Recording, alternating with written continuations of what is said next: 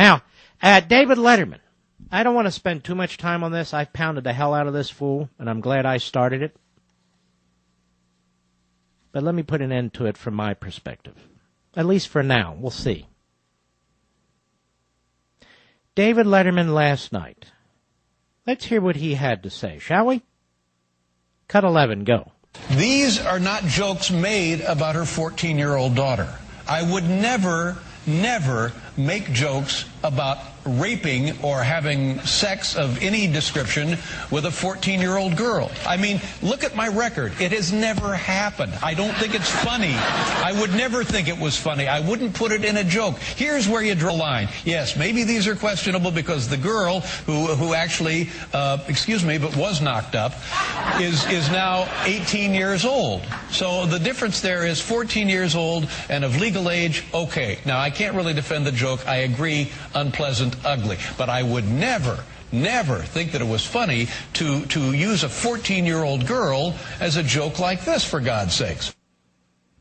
You know, you are a joke, you washed-up old fool. You're the Max Baucus of comedy, as a matter of fact. How's that child out of wedlock doing? How old is that child? Is that child 18 yet? Because then we could make fun of him or her.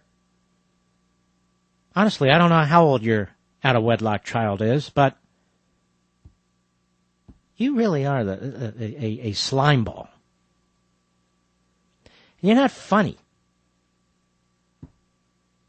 Let's hear a little more, shall we? Cut 12, go. Were the jokes in question in questionable taste? Of course they were. Of course. Do I regret having told them? Well, I think probably I do. But you know what? There are thousands of jokes I regret telling on this program. Would I do anything to advocate or contribute to underage sexual abuse or misconduct? Absolutely not. Not in 1,000 years. Yeah, well, you have. Look at me. Yeah, look at you. Do I look like I'm trying to make trouble? Yeah, put a raincoat on that guy and he looks like most perverts. Victor Davis Hanson had a great piece, National Review Online, on the corner, entitled A Bore and a Coward. Smug, hip David Letterman offered a smirky non-apology about his ongoing class and sexist slurs against the Palins, his apparent social inferiors. Examine the logic. First, Letterman makes a gutter joke about Palin and her unnamed 14-year-old daughter attending a New York Yankees game. Then when a bit of outrage follows, he apparently claims he really meant to slur the other 18-year-old daughter, who back in Alaska, of course, did not attend the game but was not named by Letterman. That would be okay, you see.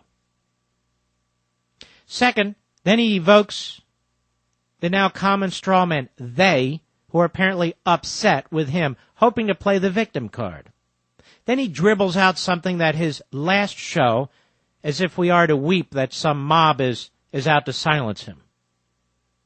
But the reason he picked the Palins and not the Obamas, Gores, Bidens, or Kerrys was precisely because he knew it would not equate to his last show. Third, he strangely amplifies his joke by confessing it really was about raping and having sex of any description, but just not with a 14-year-old girl, suggesting it would have been okay had he just been more explicit and named Bristol, the 18-year-old. You see, in Letterman's world, because Bristol's 18, she's a year past most statutory rape clauses, and thus the joke would have been about raping or having sex of any description with an 18-year-old girl. Nothing offered about his slurs against airline attendants and Governor Palin herself when he sneered that she had a slutty flight attendant look, or his remark that Palin was keeping Elliot Spitzer away from her daughter.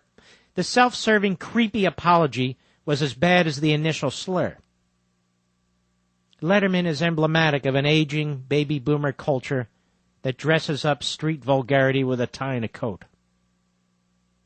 The only thing that saves him in his care to do, let me repeat that, the only thing that saves him is his care to do this with the Palins from Alaska that don't figure into the usual no-go race, class, gender paradigm.